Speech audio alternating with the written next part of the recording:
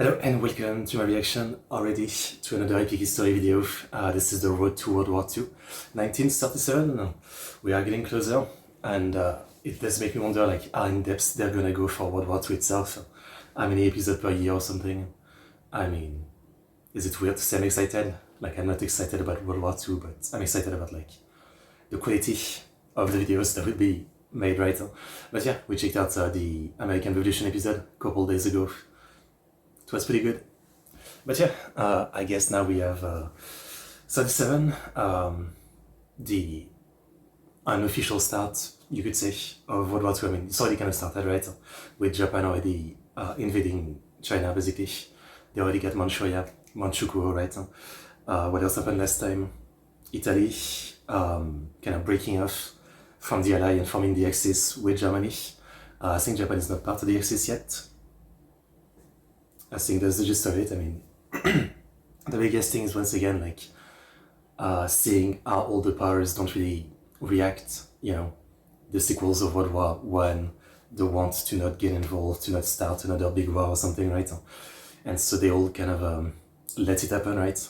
You know, it's that thing where like it's hard to just blame them for not stopping all of this, where, you know, we can only imagine, right? Like if I was alive during World War One, I would probably be the same, just absolutely do not want to start it again, let the other nation do their bullshit.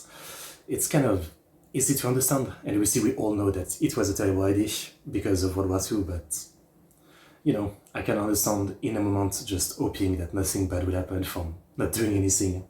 It's stupid, but, you know, I understand the mindset. Anyway, link for the video in the description, the link to Epic History channel, my Discord, stream amount, Patreon. If you want to follow, support me, request reaction. Let's check it out. What do we need to do to remember and never forget that while there is capitalist encirclement, there will be wreckers, dilationists, spies, terrorists, Stalin, Pravda.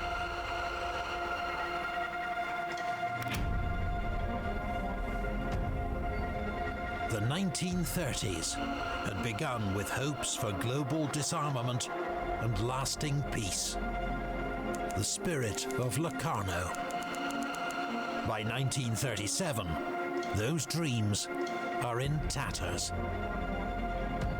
Across the world, the actions of Japan, Italy, and Germany have led to a growing sense of crisis. In the Soviet Union, dictator Joseph Stalin sees threats from all directions and pushes forward with a program of rearmament and crash industrialization. He has also launched a massive purge of suspected political rivals, class enemies. I mean, I kind of feel like, be it in China or like in the Soviet Union, with the Communist Party, it's always like purge are literally constantly, right? A thing. I mean, is there any point where, you know, there isn't like people in high position just constantly getting churned out? I feel like it's a constant thing, right? And foreign agents. The persecutions now reach their height, with hundreds of thousands arrested by the Soviet secret police, the NKVD. Hundreds of What began thousands. as a manifestation of Stalin's personal paranoia takes on the aspect of a moral panic, a witch hunt for enemies within. Most victims are innocent, but coerced or tortured into confessions, then executed or exiled to the Gulag, a network of labor camps so brutal that many perish. Which makes me think that again, we know it's sometimes like it's a strategy, right? Like create an enemy inside to rally the people and also control them. But in this kind of situation where there was clearly so many potential enemy outside, right? Like the capitalist countries and etc., right? I mean, to me it makes me think that it was just Stalin actually just being insane rather than like using this as a strategy of, you know, uniting the people against the common enemy when there was already like enemy outside, right? He was just actually insane and paranoid, which makes sense, I guess. For the most prominent victims, there are show trials in Moscow. Old Bolsheviks, including Stalin's former allies, confessed to wildly improbable crimes. about their double lives as secret foreign agents, and are then taken away to be shot. The victims include thousands of Red Army officers and the man regarded as Russia's most brilliant military theorist, Marshal Mikhail Tukhachevsky. Okay. The death toll is estimated at between 600 and 700,000, though no precise figure is possible. It's so much too, I mean, like, again, even when you use that strategy that some leaders do of uniting the people against some common enemy, like, killing that many seems so insane, counterproductive, especially because, like, this is a ton of people in, like, power and, you know, high position with experience and skills. It seems so insane, but also it, like, reflects the endless amount of people that there was in Soviet Union that they just, you know, replace, and just kill 700,000 like that. It's insane. Beyond the incalculable human suffering, it is an act of staggering self-harm, depriving the Soviet Union of many of its best minds and swathes of its most experienced military commanders.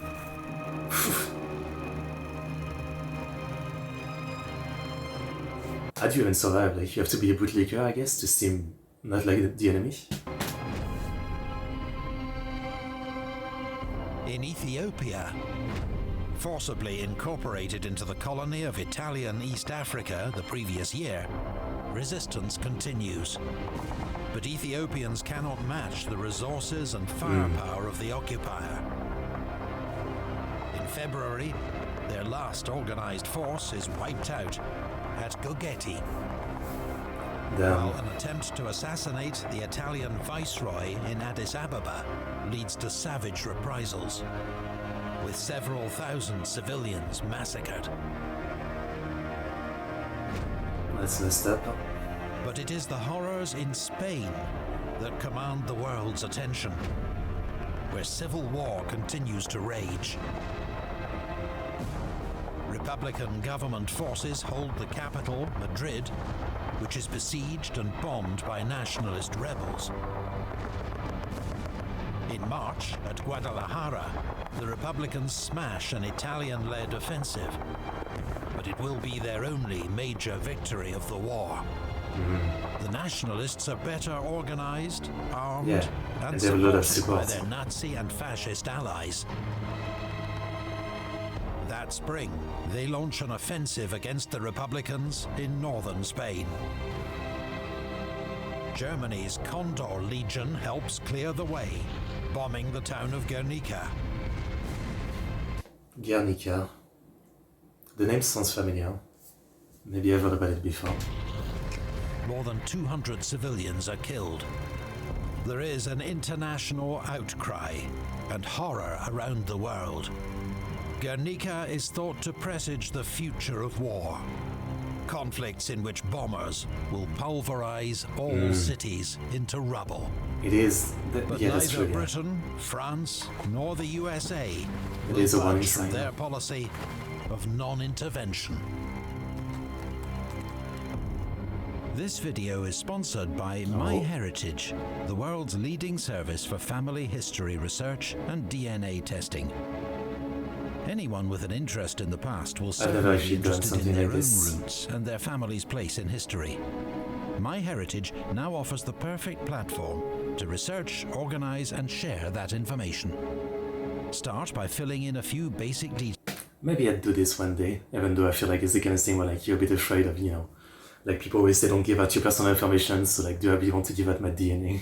Details about yourself and what you know about parents and grandparents.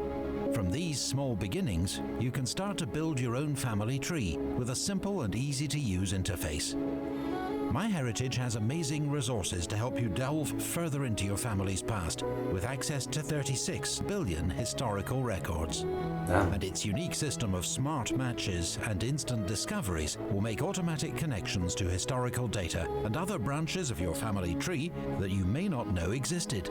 As you can see, we've been investigating and organizing our own family history, going back to pre-war Stratford-upon-Avon.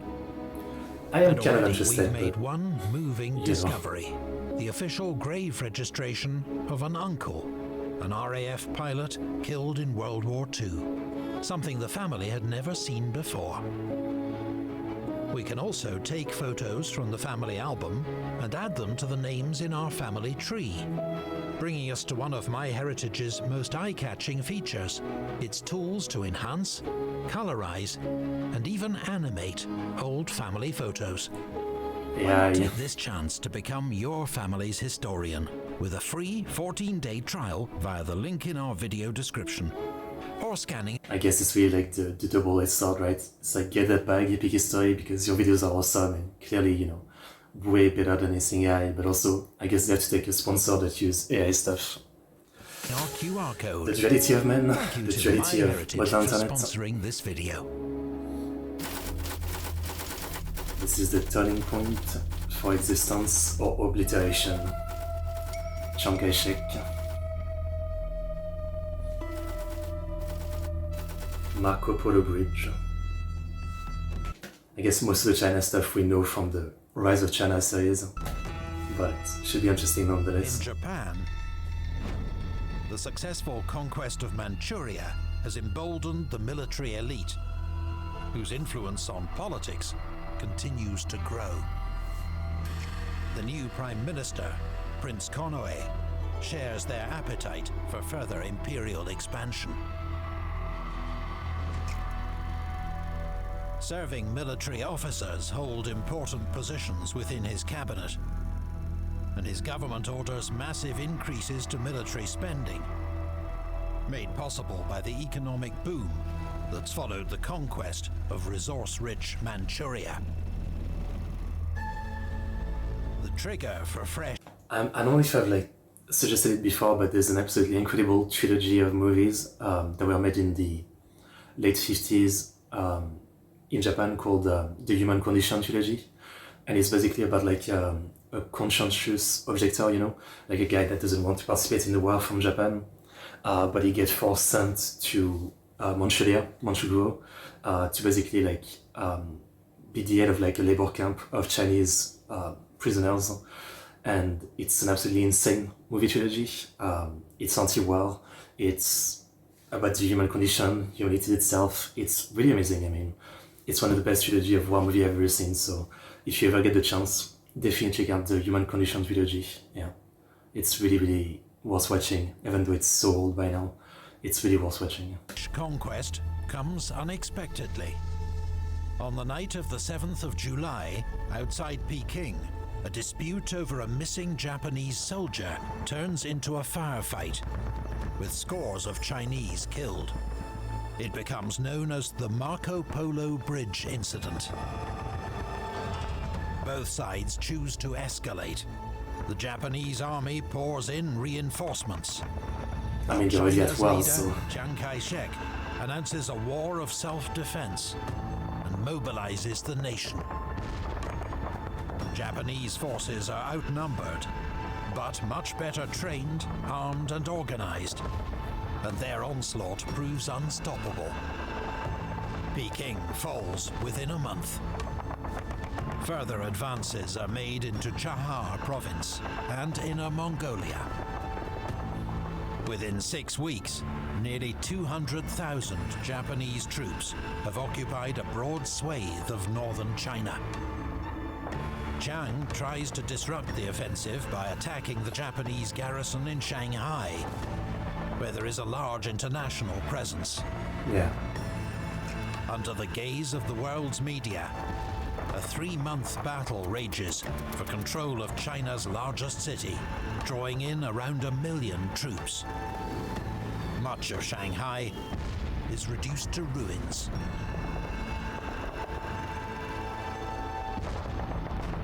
Chinese forces suffer heavy losses, and in late October, withdraw to Nanking.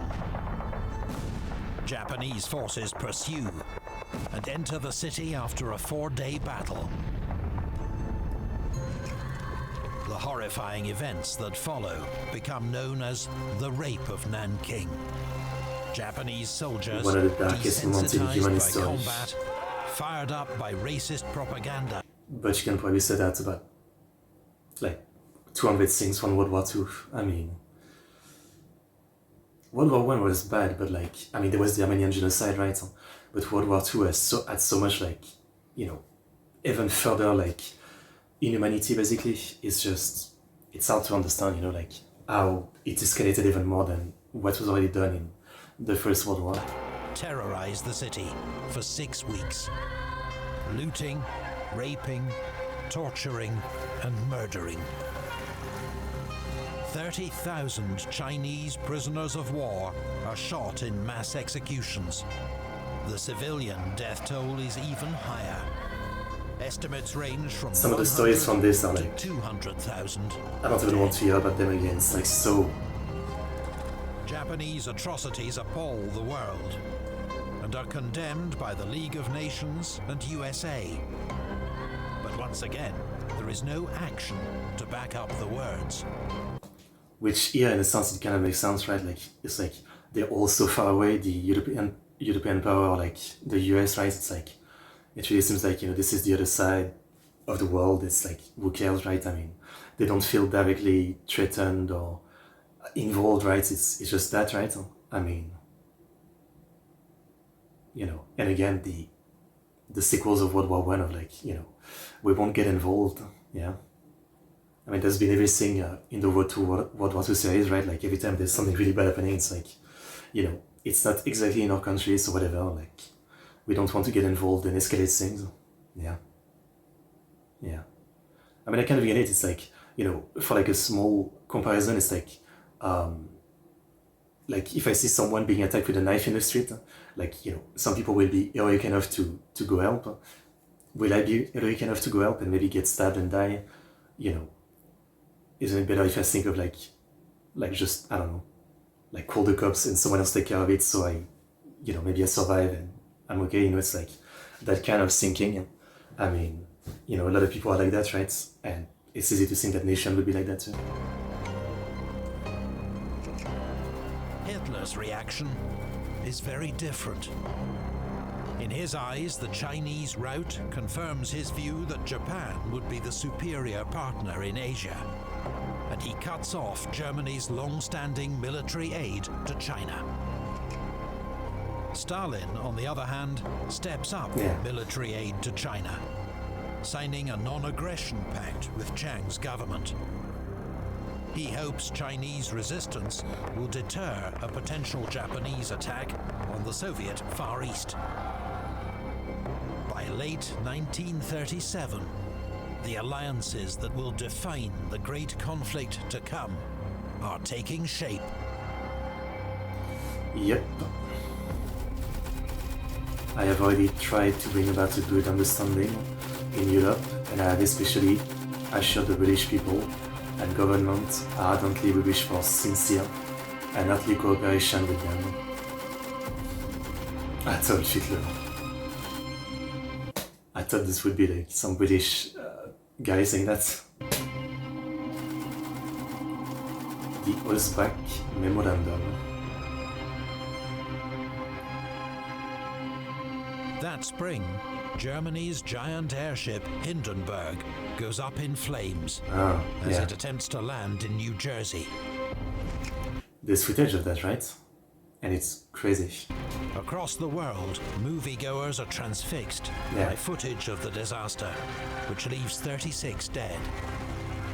Man, it's one of those things where I understand that they were like very, you know, like flimsy and complicated and prone to disaster, right? But there's something kind of sad that, you know, Zeppelin are not a thing anymore. I'm sure there wouldn't be a ton, right? But like, I would love to see like one of those giant Zeppelin just going over your city. Like, that would be such a sight. I mean, there's something very like insane about them, you know? Anyone played Battlefield 1? Yeah. If you play Battlefield 1, you know what I mean. 3 weeks later, in Great Britain, there's a new Prime Minister. Neville Chamberlain is a self-avowed man of peace, who hopes conflict with Germany can be averted by making compromises with Hitler in Central Europe. He puts great store in the value of developing good personal relations with Hitler and Mussolini. And France, Prime Minister Léon Blum leads France's fifth government in 2 years. Remarkably, his Popular Front coalition lasts a full year. To be honest, I literally do not know any of the French presidents of this time or before that, right? Like I can name you the few last presidents up to the 90s maybe. But before that, outside of like Charles de Gaulle, I literally know none of them. I'm sure they were taught in school, but as I said many times, I didn't really care in school about history. So yeah, I literally like don't know anything about like anybody except like Charles de Gaulle during that period, basically. Before splitting over the issue of aid to the Spanish Republicans. I don't know if there was anyone. Blum resigns, but will be back in less than a year, while French politics and economic plans remain in paralysis. That November in Berlin, Hitler meets with his war minister, Field Marshal von Blomberg, Foreign Minister Count von Neurath, and the heads of the Army, Navy and Air Force. Going. For the first time, he shares his plan to annex Austria and Czechoslovakia as soon as the situation allows. This will provide living space for the German people. You don't have enough living space. Empire, by another name, and assist Germany's drive towards economic self-sufficiency.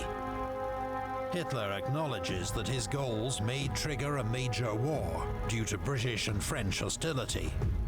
A war that, in his view, would be best fought around 1943 or 44. Interesting, he was actually like planning to start all this way later. The same month, Italy announces it will join the Anti-Comintern Pact. This alliance, set up the previous year by Germany and Japan, is designed to combat Soviet international influence, though its importance is largely symbolic. On the 11th of December, Mussolini further announces that Italy will quit the League of Nations, a response to its refusal to recognize the Italian conquest of Ethiopia. Well, very useful, the League of Nations. In the USA, President Roosevelt is deeply alarmed by the international situation. In a speech in Chicago, he warns of a new reign of terror and international lawlessness. Yeah. It began through unjustified interference in the internal affairs of other nations, or the invasion of alien territory in violation of treaties. It has now reached a stage where the very foundations of civilization are seriously threatened. There is no escape from international... I mean, it's like, you're actually acknowledging that in public in a speech, and yet you're still not going to do anything about it. Even though, it's not your place to do something about it per se, right? Like, you're America, you're on the other side of the ocean.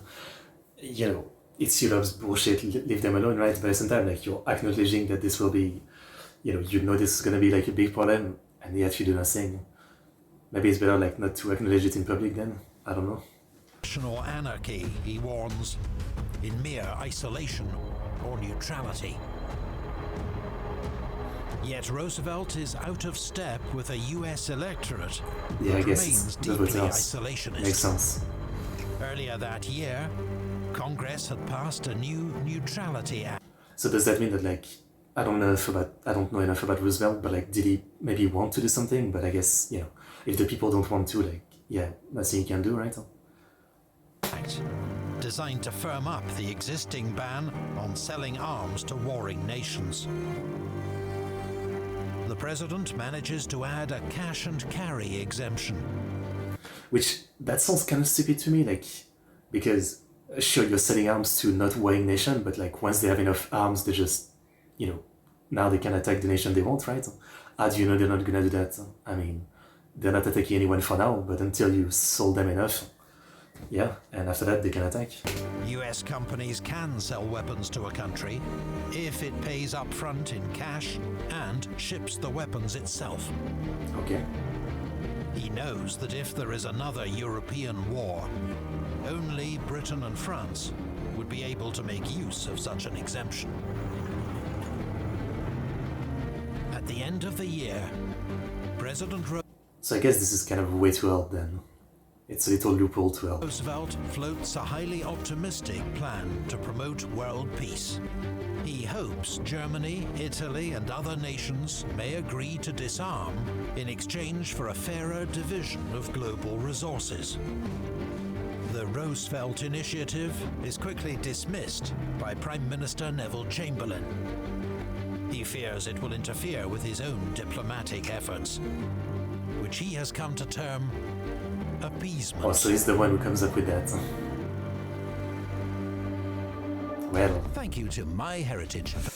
Okay, a shorter episode than usual. I mean, it feels like the shortest video I've seen from Epic History in a while, you know. But pretty good. Pretty good. I mean, 38 will be the last episode, probably, of Road to World War II. Then it will be actual World War II. You know, definitely a good amount I didn't know in this. You know, I never really know too much about the Spanish situation. You know, the Spanish Civil War. The Japan-China situation we know quite a bit from the Rise to China videos. Also Ethiopia, I didn't know much about that. So yeah, an interesting one, but this one, yeah, I still knew most of what happened. Nonetheless, really good stuff, really good stuff. Great video as always. Okay, really enjoyed it. And yeah, looking forward to more from Epic History. I mean, you know, I always say it, but there's no history channel that I like as much as them. And they're just peak, basically. Okay, as always, like, subscribe, comment, and I'll see you guys next time for more Epic History. See you.